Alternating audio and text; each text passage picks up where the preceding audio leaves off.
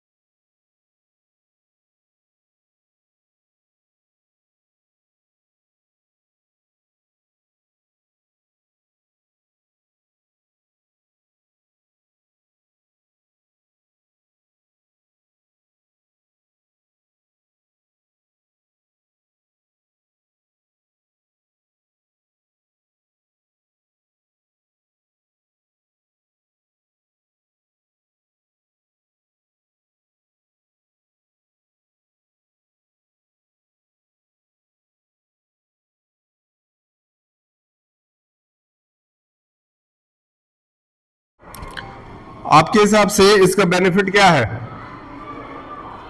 Multiple party system होने के कुछ बेनिफिट्स हैं। चलिए, पहला बेनिफिट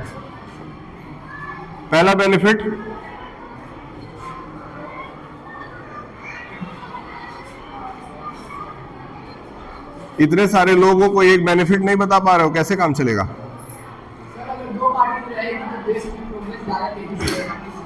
दो की नहीं बात हो रही है, मल्टी पार्टी की बात हो रही है, दो से ज्यादा भी हो सकती है।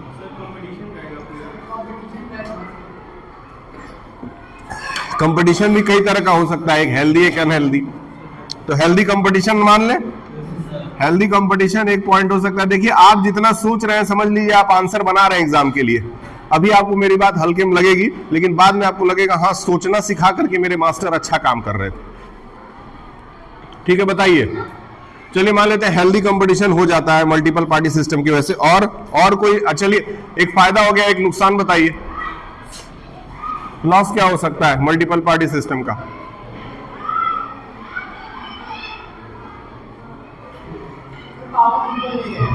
पावर इक्वल नहीं रहेगा। कैसे? संविधान तो हर पार्टी को एक बराबर पावर देके भेजती है, तो पावर इक्वल नहीं रहेगा, ये बात जो है वो पूरी तरह से सही नहीं है। और क्या हो सकता है?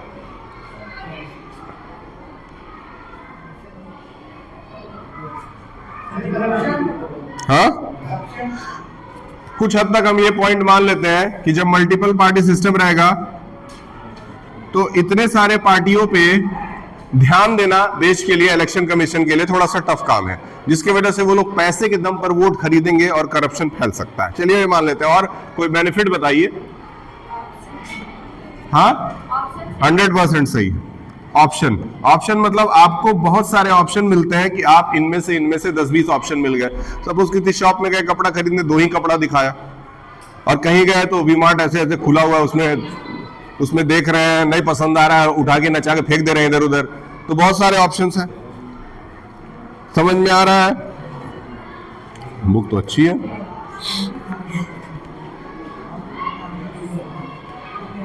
ठीक है, यही अच्छा चल रहा है। बताइए, अब एक लॉस फिर बताइए। लॉस तो बहुत सारे हो सकते हैं, और कोई loss? It is difficult for the election commission to hold election. जब मल्टीपल पार्टी, बहुत सारी पार्टियां रहेंगी, तो आप इलेक्शन कमीशन के लिए ये बहुत टफ काम होगा कि 100% डिफिकल्ट टू कंटेस्ट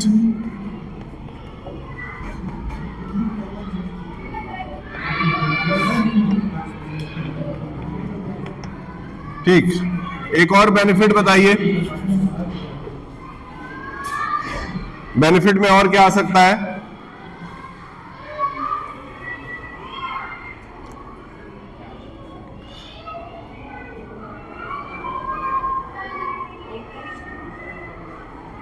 इंटरेस्ट। कैसा इंटरेस्ट?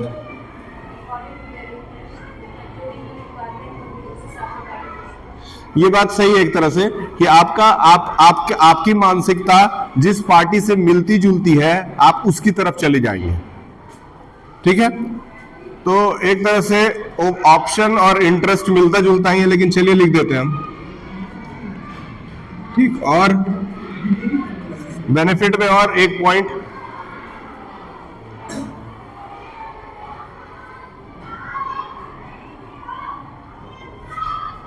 एक मेरे हिसाब से जो होना चाहिए, आप लोग बताएंगे मैं सही बोल रहा हूं कि नहीं, उसको मैं ऐड करूंगा इसमें।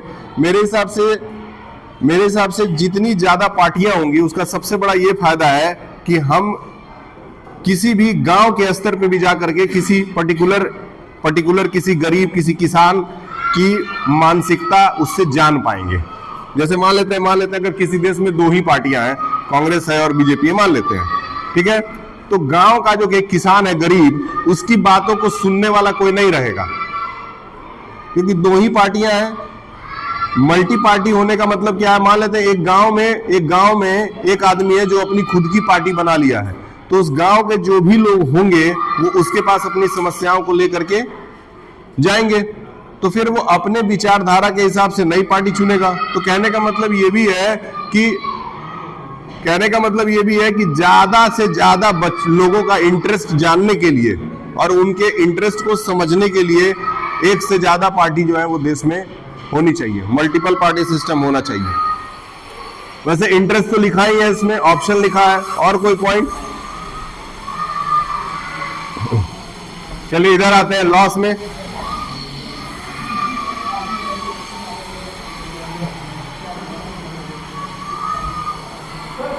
हाँ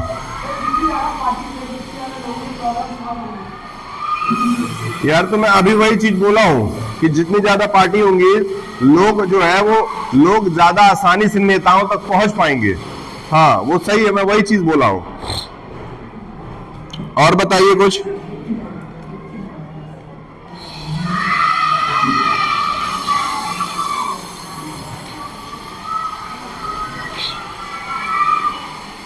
ठीक है, ऐसा नहीं लगता है कि जब ज्यादा पार्टियां होंगी तो चुनाव कराने का खर्चा भी ज्यादा होगा? हाँ, फिर ज्यादा पार्टियां होंगी तो आपस में लड़ाइयां भी ज्यादा होंगी ना। आपस में लड़ाइयां अगर ज्यादा होंगी तो सिविल वॉर के ज्यादा चांसेस हो सकते हैं। तो एक तरीके से क्या हो सकता है, टू मच एक्सपेंसिव हो सकता है ये।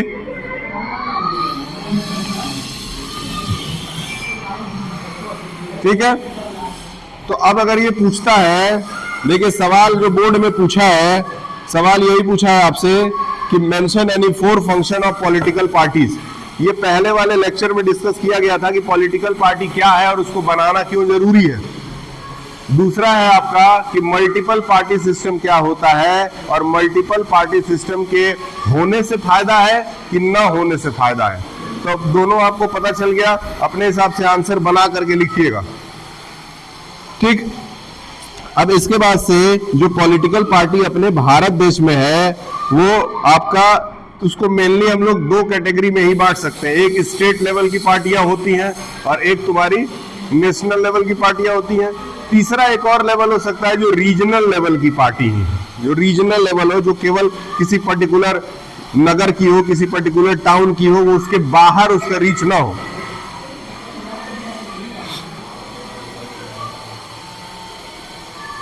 ठीक है, तो बेसिकली इंडिया जो है वो मल्टीपल पार्टी सिस्टम को फॉलो करता है। किसको फॉलो करता है? मल्टीपल पार्टी सिस्टम को फॉलो करता है। ठीक, तो अब समझ में आया। तो ऐसे अगर सवाल ये भी पूछ सकता है कि इन विच कंट्री, कौन से ऐसे देश हैं जहां 1 पार्टी सिस्टम चलता है, तो 1-2 एग्जांपल आप याद रखिएगा। कम से कम अगर पूछता है कि कौन से देश है जहां 2 पार्टी सिस्टम चलता है, उसके एग्जांपल याद रखिएगा। तो वन पार्टी सिस्टम में आप चाइना का नाम आंख बंद करके डाल सकते हैं। ठीक है,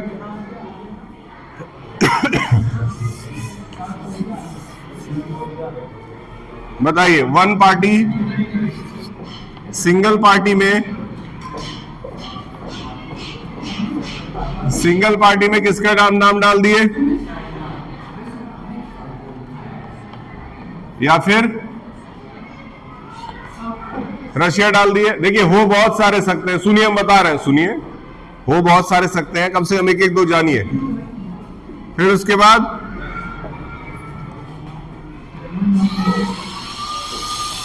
क्या लगता है 2 पार्टी सिस्टम में कौन कौन सा देश आना चाहिए? हाँ, यूएसए और यूके को बोल रहा है, यूएसए एंड यूके। सही है, यूके के बारे में आप जानते होंगे। यूके क्या है? यूनाइटेड किंगडम में कितने देश हैं? 4 है। पहले चैप्टर में ये पढ़ाया गया है। कौन कौन से देश हैं यूनाइटेड किंगडम के अंदर?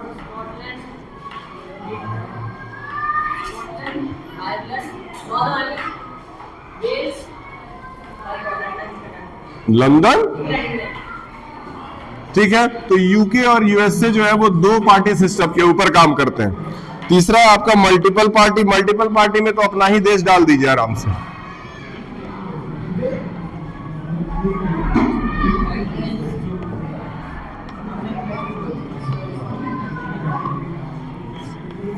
ठीक, इतना याद रखिएगा। इसके अलावा बहुत सारे ऐसे देश हैं जो मोनार्की प्लस डेमोक्रेटिक हैं। क्या है? मोनार्की प्लस डेमोक्रेटिक में आपका इंग्लैंड भी आता है, थाईलैंड आता है। Monarchy plus monarchy plus democratic. England आज भी जो है वो मोनार्कियल भी है, वहां बहुत सारा पावर जो है वो राजा के पास या रानी के पास है, और उसके साथ बहुत सारा पावर जो है प्राइम मिनिस्टर के पास भी है। थाईलैंड एक ऐसा देश है जहां अपनी गवर्नमेंट भी है और साथ में राजा का भी वर्चस्व बना हुआ है। ठीक है, आसपास के देशों में एक देश है जो इस समय बहुत ज्यादा फेमस है, वो कौन सा है? नेपाल एक ऐसा देश है, नेपाल एक ऐसा देश है जो बहुत पहले से मोनार्कियल सिस्टम को फॉलो करता था, फिर उसको हटा करके डेमोक्रेटिक सिस्टम लाया गया था, फिर बीच में मोनार्कियल सिस्टम आ गया था, और अब फिर से डेमोक्रेसी की मांग वहां पे चल रही है। और वहां पे पिछले 20 साल में 17 बार से ज्यादा संविधान को बदला जा चुका है। मतलब जिस देश में संविधान एक बराबर स्तर पे न चल रहा हो, वो देश कभी भी डेवलप नहीं कर सकता है। भारत अगर डेवलप कर रहा है तो उसके पीछे कहीं ना कहीं उसका जो कॉन्स्टिट्यूशनल सेटअप है वो उसके लिए बहुत ज्यादा जिम्मेदार है। अगर यहाँ भी सिविल वॉर होता, एक पार्टी दूसरे पार्टी से हमेशा लड़ती रहती, एक पीसफुल ग्रोथ नहीं होता, तो हम लोग कभी भी आगे नहीं बढ़ सकते थे। ये याद रहे। क्या हुआ? एक और देश जहां पे किसी भी प्रधानमंत्री ने अपना 5 साल का टेन्योर पिछले 30 साल में कभी पूरा ही नहीं किया है, वो कौन सा देश है?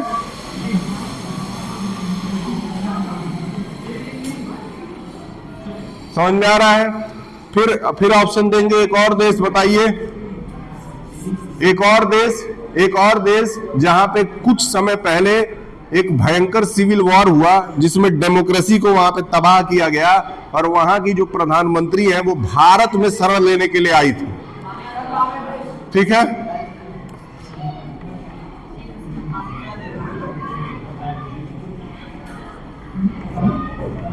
ठीक है। एक और देश जो कि भारत के ही आसपास का है, जहां पे कुछ समय के पहले सिविल वॉर हुआ, वहां भी एक ही परिवार के 8-10 लोग जो है वो मिल करके देश को चला रहे थे।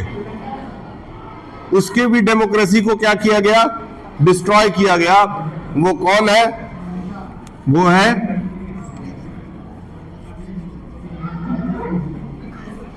एक और देश जो अभी भी आज भी राजतंत्र यानी मोनार्कियल सिस्टम को फॉलो करता है, बहुत बहुत पीसफुल देश है, और उसका भारत के साथ बहुत अच्छा रिश्ता है।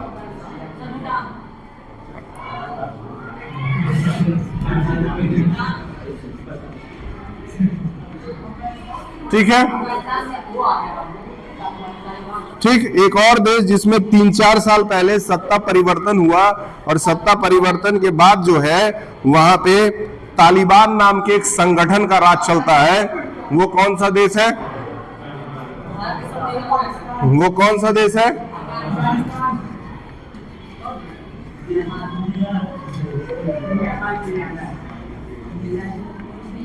ठीक। अब इन सारे देशों में नेपाल, पाकिस्तान, बांग्लादेश, श्रीलंका, भूटान और अफगानिस्तान, ये सारे देश जो हैं वो भारत के आसपास आने वाले देश हैं। मतलब एक चीज आपको साफ साफ समझ में आ जाएगा कि एक भूटान को छोड़ दिया जाए तो हमारे देश के आसपास के जितने भी देश हैं उसकी स्थिति डेमोक्रेटिक वाइज बहुत खराब है। समझ में आ रहा है? उस हिसाब से आपका भारत जो है प्रेजेंट टाइम में बहुत सुरक्षित है और वो सही तरीके से काम कर रहा है। इसके लिए आपको मैं बधाई देना चाह रहा हूं। बताइए, आपको समझ में आ रहा है कि नहीं? हाँ, बहुत खुश होने की जरूरत नहीं, याद भी होना चाहिए। ये याद रखिएगा। चलिए, अगर इन 6 देशों में से 1, 2, 3, 4, 5, 6 इन 6 देशों में से किसी एक देश को टॉप पे रखना हो और एक को बॉटम में रखना हो, एक को टॉप पे एक को बॉटम में रखना हो, तो आप नहीं, फिर भी मैं अब जो चैप्टर में पढ़ा रहा हूं उसी के बेसिस पे ही बात कर सकता हूं। मैं आपको पॉलिटिकली स्टेबिलिटी के बेस पे बात कर रहा हूं। वैसे तो पॉलिटिकली स्टेबल कोई कंट्री नहीं है। हाँ, नहीं, अभी आपका चॉइस जानने की कोशिश करेंगे। तो बताइए कि इन दोनों में से, इन 6 में से सबसे टॉप पे सबसे अच्छे कंडीशन में कौन सा देश है?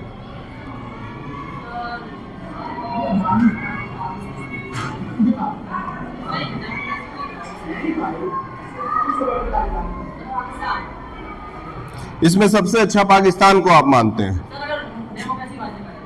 डेमोक्रेसी वाइज आपके हिसाब से सबसे अच्छा? चलिए, और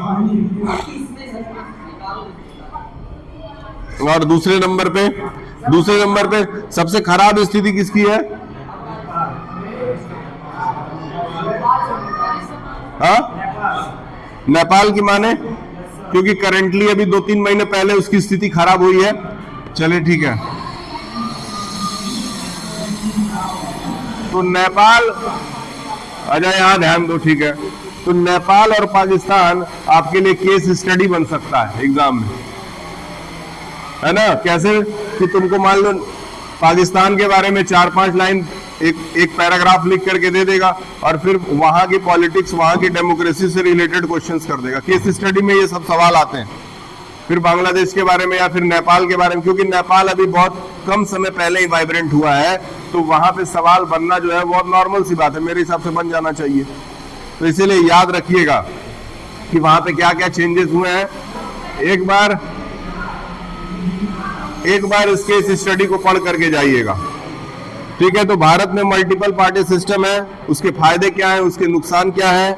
भारत में कुछ मेन जो पार्टीज हैं उसके नाम आपको याद रखने हैं। जैसे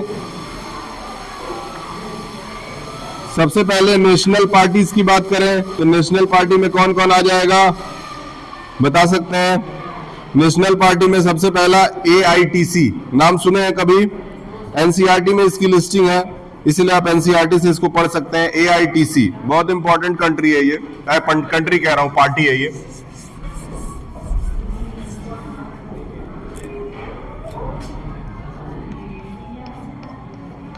AITC है तुम्हारा all India Trinamool Congress, all India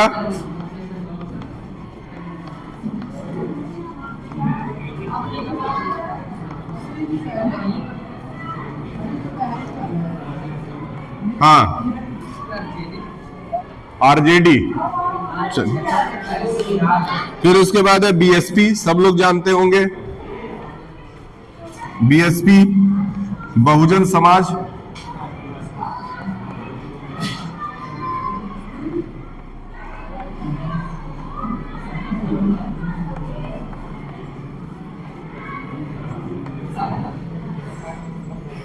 फिर अगला BJP,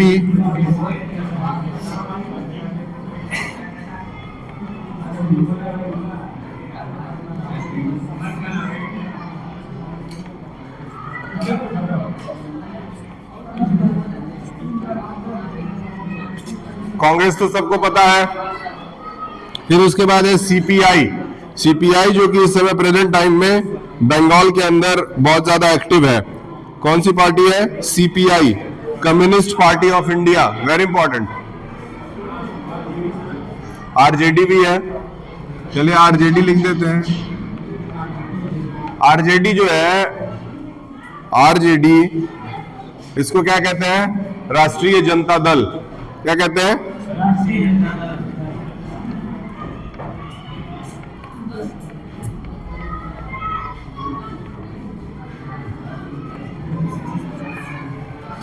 एक क्या हो गया? CPI क्या है? कम्युनिस्ट पार्टी ऑफ, हाँ बताइए क्या चीज? अब वो नेशनल पार्टीज के अंदर तो RJD को मैं नहीं गिनती करूंगा, वो स्टेट के अंदर आती है, लेकिन as a vibrant present time में ये थोड़ा एक्टिव है, इसको याद रखिएगा। CPI, communist party of India.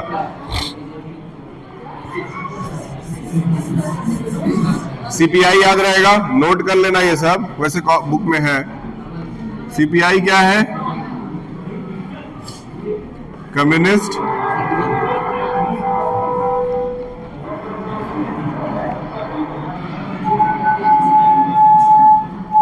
ठीक। फिर एक CPI-M भी है, CPI-M।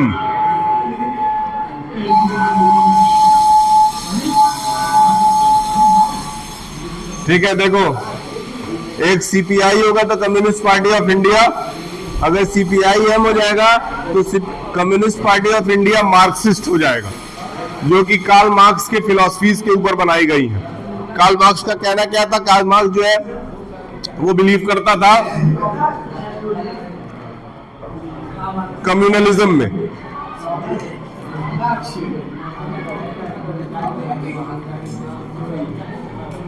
पार्टीज के नाम जरूर पढ़ लीजिएगा, और जो इसका रिटर्न काम है मैं भेजा हूं, ये पकड़िए, किसका है दे दीजिए।